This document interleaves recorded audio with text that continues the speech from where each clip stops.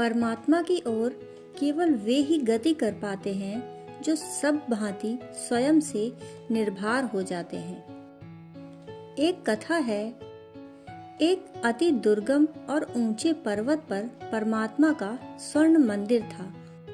उसका पुजारी बूढ़ा हो गया था और उसने घोषणा की कि मनुष्य जाति में जो सर्वाधिक बलशाली होगा वही नए पुजारी की जगह नियुक्त हो सकेगा। इस पद से बड़ा और कोई सौभाग्य न था। निश्चित तिथि पर बलशाली उम्मीदवारों ने पर्वतारोहण प्रारंभ किया। जो सबसे पहले पर्वत शिखर पर स्थित मंदिर में पहुंच जाएगा, निश्चय ही वही सर्वाधिक बलशाली सिद्ध हो जाएगा। आरोहण पर निकलते समय प्रत्येक प्रतियोगी ने अपने बल का द्योतक एक एक पत्थर अपने कंधे पर ले रखा था। जो जितना बलशाली स्वयं को समझता था, उसने उतना ही बड़ा पत्थर अपने कंधे पर उठा रखा था। महीनों की अति कठिन चढ़ाई थी। अनेक के प्राणों के जाने का भी भय था।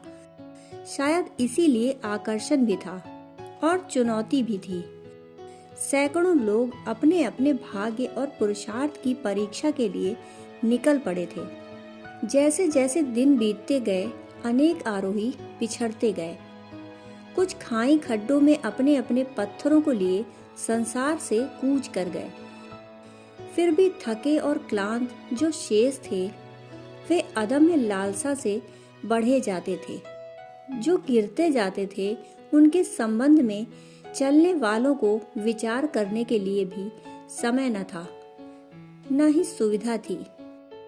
परंतु एक दिन सभी आरोहियों ने आश्चर्य से देखा कि जो व्यक्ति सबसे पीछे रह गया था, वही बड़ी तेजी से आगे निकलता चला जा रहा है।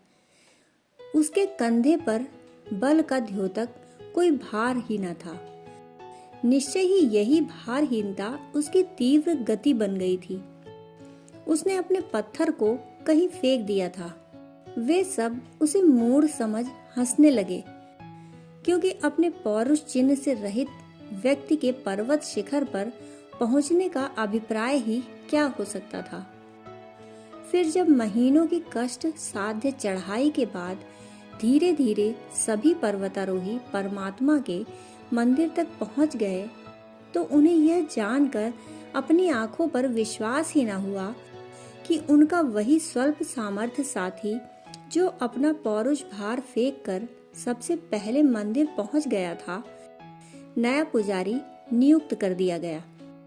परंतु इसके पहले कि वे इस अन्याय की शिकायत करें, पुराने पुजारी ने उन सब का स्वागत करते हुए कहा, परमात्मा के मंदिर में प्रवेश का अधिकारी केवल वही है जो स्वयं के अहंकार के भार से मुक्त हो गया।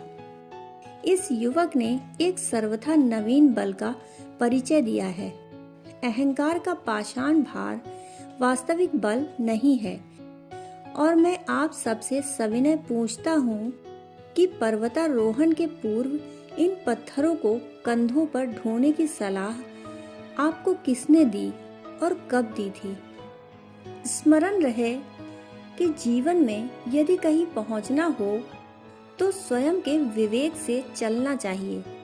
जो स्वयं के विवेक से नहीं चलता, उसकी गति हवा के झोंकों में उड़ते सूखे पत्तों की भांति हो जाती है। दोस्तों, कहानी सुनने के लिए आपका बहुत बहुत आभार।